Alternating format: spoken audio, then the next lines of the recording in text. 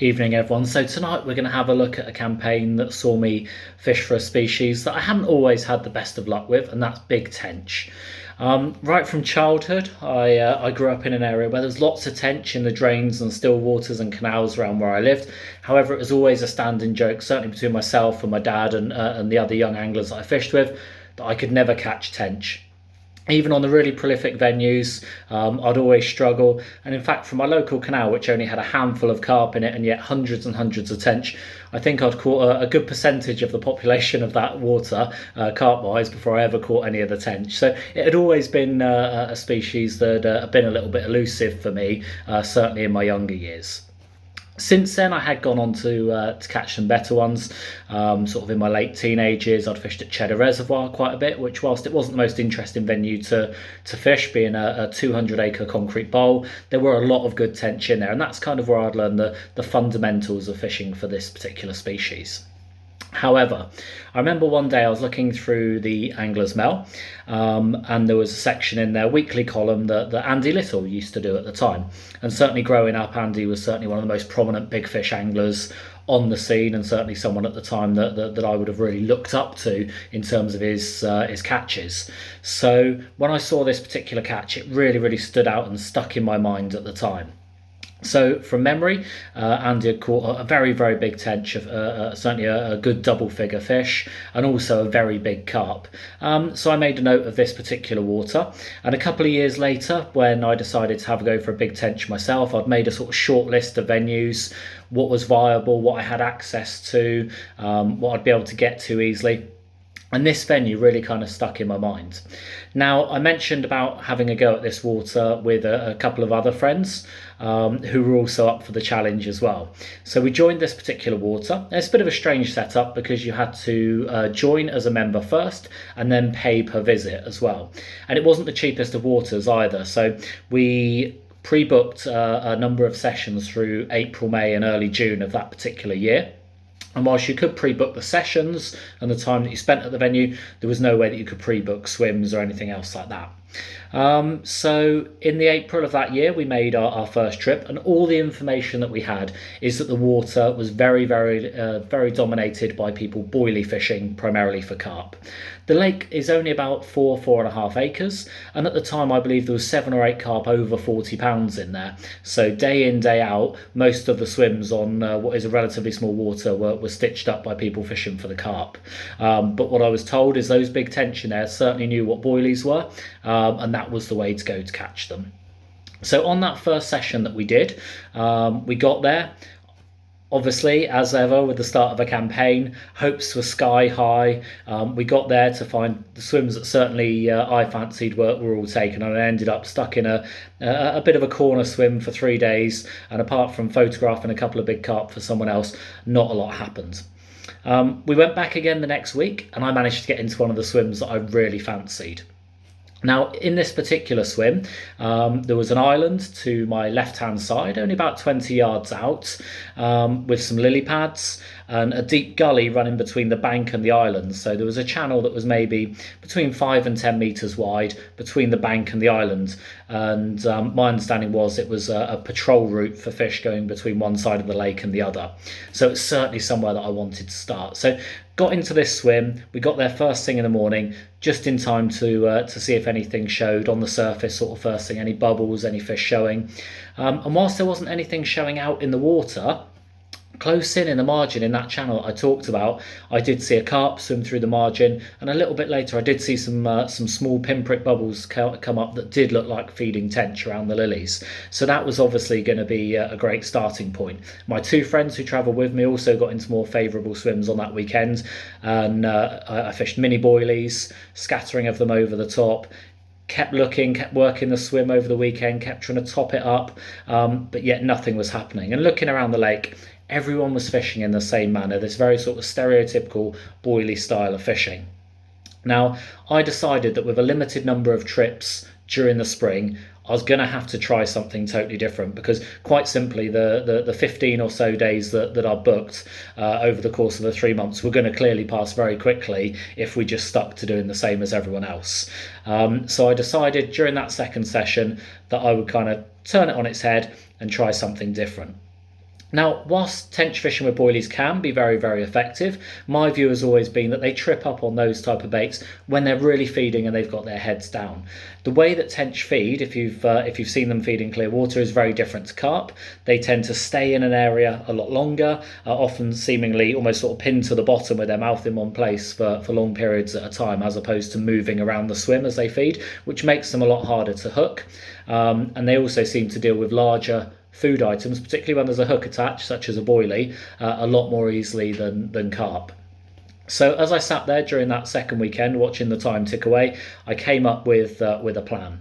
I wanted to try and approach this water in a way that I didn't feel would have been done before. And it was during that weekend that I saw, would have been sort of mid to late afternoon, there was a lot of rudd silverfish in this lake. They all started feeding on the surface, and I saw some insects coming off. So there was clearly a hatch during that particular afternoon. Now, I decided to try and replicate what was happening naturally in the water instead of just trying to do the same as everyone else. Those fish saw boilies day in, day out. They often got caught on them. So what I wanted to do was fish in a way that would catch them out and replicate what they came across day to day. So I remember after the second blank weekend, driving home and on the Monday morning, phoning my local tackle shop to order some maggots. And I remember speaking to the owner and saying I'd like to order some maggots for later on in the week. And he said, for tench fishing, he said, oh, how much do you want? And he was used to me buying probably larger than average quantities. And I said at the time, I'd like to buy 8 gallons. He corrected me quite rightly on the phone and said, oh, don't you mean 8 pints? And I said, no, I want 8 gallons. We agreed a price, and I picked them up later on that week. I have to admit, I felt stupid buying such a quantity at the time, but I got it in my head that just doing something totally different to everyone else on the lake might just get me that bite that I wanted from one of these big old tench or maybe even a bonus carp. So later on that week, with 2 cool boxes full of maggots, we headed southeast again to the venue, and luckily I managed to get into that same swim that I'd fished the previous weekend. Now, as I've mentioned, there were a lot of silverfish in this lake, and I knew that just by throwing in handfuls of maggots, all I was going to do was bring every rudd in the lake in front of me, and nothing was even going to get to the bottom. It was that type of lake where you only had to throw a piece of bread in it, and it just got ripped to pieces in seconds by the silvers. So I needed a bit of a plan. So what I actually did was I'd get a bag of maybe 3-4 pints out at a time, mix them up with some Horlicks, and that would form a good ball that they would stay in to get to the bottom of the lake. And then obviously as that broke down in the water, they'd just spread around the bottom of the lake. And I thought once we've got through those silverfish, that would be what we needed, and we could create a bed of these maggots on the bottom, which might get those fish feeding. So I was targeting the channel that I mentioned before, and I took a baiting pole with me. And what I did, just made lots of these balls up. And as soon as I got there, I was shipping the pole out and just dropping these balls of maggots in there. Now, I didn't know if I was going to use a gallon or all the bait that I took with me, but I thought by taking a serious amount and trying to replicate what I'd seen the previous session, we'd just see how it goes. So I actually started by putting a decent amount of bait in, and then got the rods out over the top. And I'll just show you the rigs that I used at the time, or slight variations that I've tied up with the modern equivalent tackle. Now, there was absolutely no way that I could just fish a small hook with a couple of maggots over the top. One, I would have just been catching rudd continuously. It would have never got through to the bigger fish. And two, obviously that light tackle, small hook, fine line that you would have needed to present such a small bait wouldn't have been viable with my knowledge that I was fishing close to marginal cover and there was double figure tench and potentially 40-pound carp. So I fished bolt rigs. £1.5 Tesco rods, £10 line, a length of tungsten tubing with a lead clip with a lead of around 1.25 ounces, just enough to set the hook. At the time I was very into fishing lead clips, so it was something that I stuck with for this particular campaign, although I'll show you what I'll do if I fish that water again or a similar situation nowadays. So here's the rig that I was using. So I was using a 10-pound coated braid, and the whole length that I was using was probably 6 or 7 inches long to allow for the fact that it was a little bit silty where I was fishing. And then,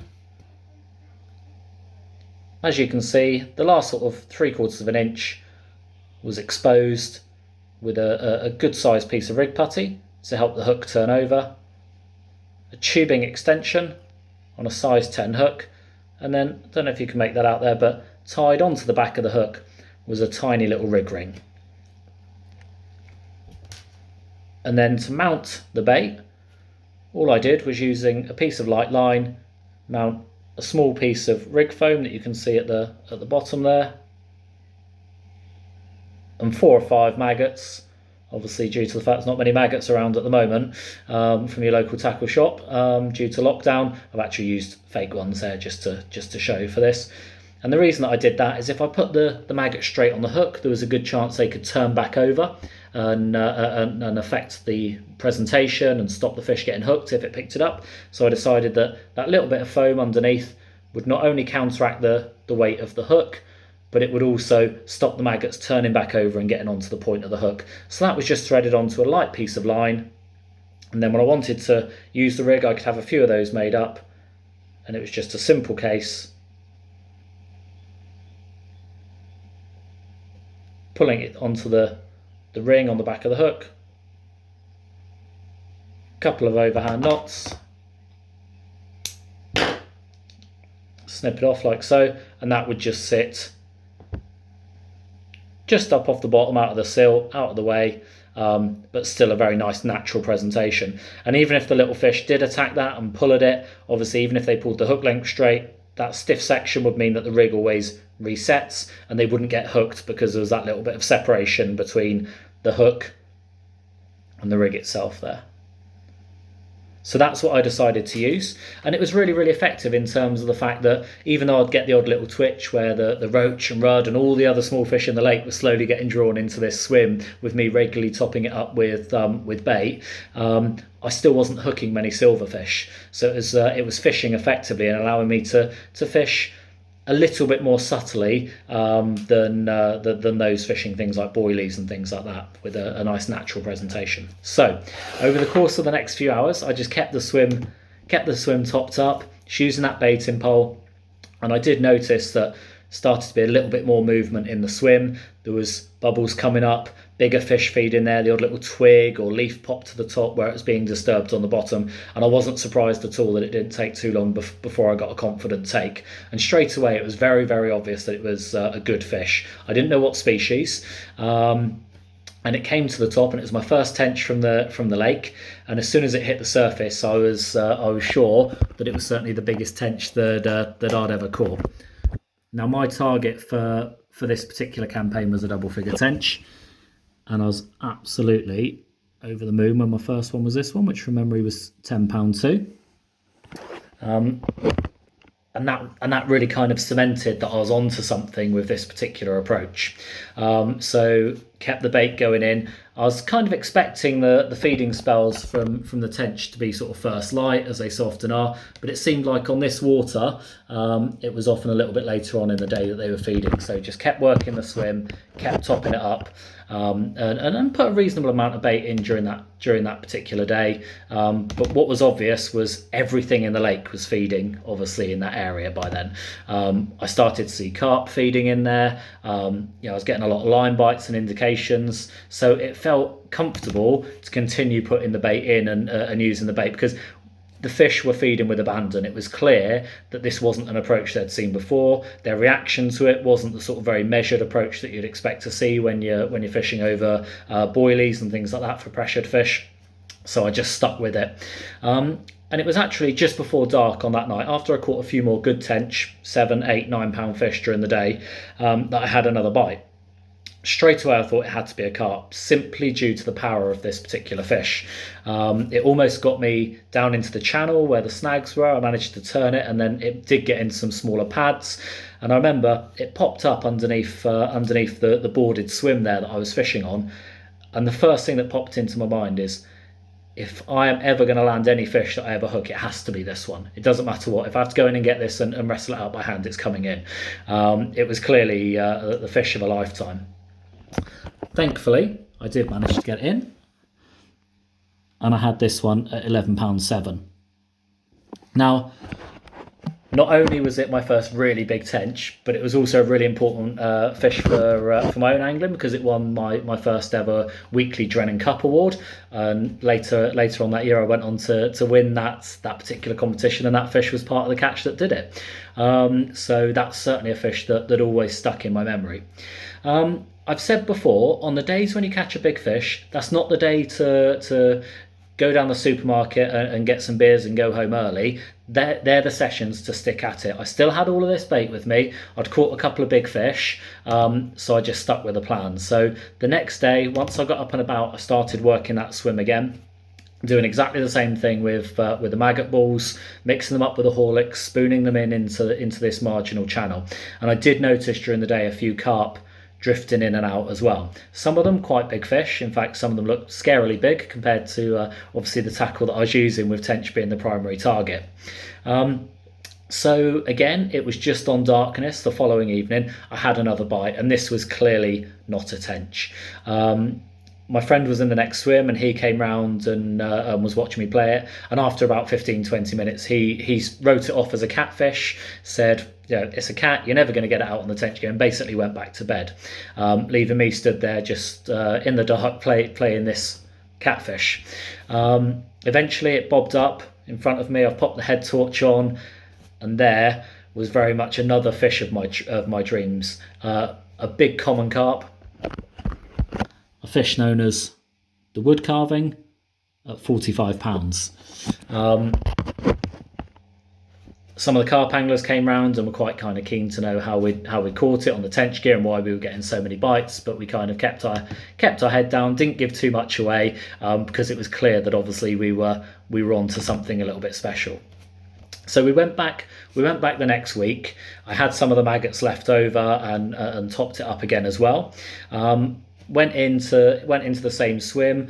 In fact, some of the carp anglers that had been there the previous week were still on the lake, and needless to say, nothing had happened since, both in terms of carp and tench. So I just started where I'd left off, baiting the same spots, getting the maggots in, and just trying to get something going. Initially, you'd get little knocks where the small fish would come in, but like the old-fashioned baiting pyramid, eventually those bigger fish arrived, and I started getting bites again. And in fact, one of the first bites on the following session was another double figure fish at £10 too, which I was absolutely over the moon at. It's a species I've always struggled with, so to go from having never caught a double figure tench to catching 3 over the course of a few days fishing was absolutely amazing. Now, when I went down to bait this sort of marginal spot up, very often I could see a shape down there over the top of the maggots, but I couldn't quite make it out, and it clearly had some sort of red patches on there, and there were a few kois in this particular lake, and it just always seemed to be on the bait. So it was one of those where I felt every time the rod went off, it's probably gonna be this fish at that point. And I was still catching good tench in between, but again, just on darkness on that following session after that big hit, I had another bite, and this fish just took me all over the lake on the tench gear. And it was a fish that's known as a fish called red card, which is a very distinctive koi, the biggest ornamental that I've ever caught. And again, the carp anglers were very kind of keen to see what we were up to. And throughout the rest of that session, I caught a few other good fish. I had a big grass carp and some more tench, and in between some smaller fish as well.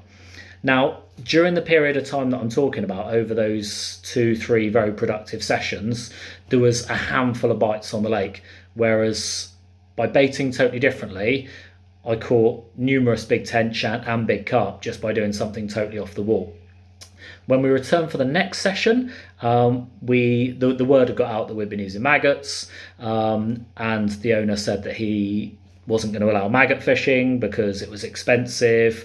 The fish don't get any nutrition out of it, blah, blah, blah. Unfortunately, that sometimes happens. If something works really well on the water, you quickly see the rules get changed. Not the first time I've seen it before or after that particular session. So it just goes to show, if you are onto something, then just keep your head down and get on with it. So he did say we could use maggots, but in smaller quantities. And we did still have some good trips there, but nothing like that first few sessions where those fish clearly hadn't been fished for in that way. And I think the real thing that I took away from that campaign was firstly some fish that I would never have expected to catch in my lifetime, but secondly, to try something different. The great pike angler Eddie Turner says every day that I go fishing, I try something stupid at least once. And I think it's really, really true. Just if things aren't happening, just change what you're doing. Look at what's going on around you. You know, very often, like in this case, nature will give you the clues, whether that's a fish bubbling up, whether it's that hatch coming off the water. Just always, one, stay tuned into nature. Two, never be afraid to try something that's a little bit different from what everyone else is doing around you.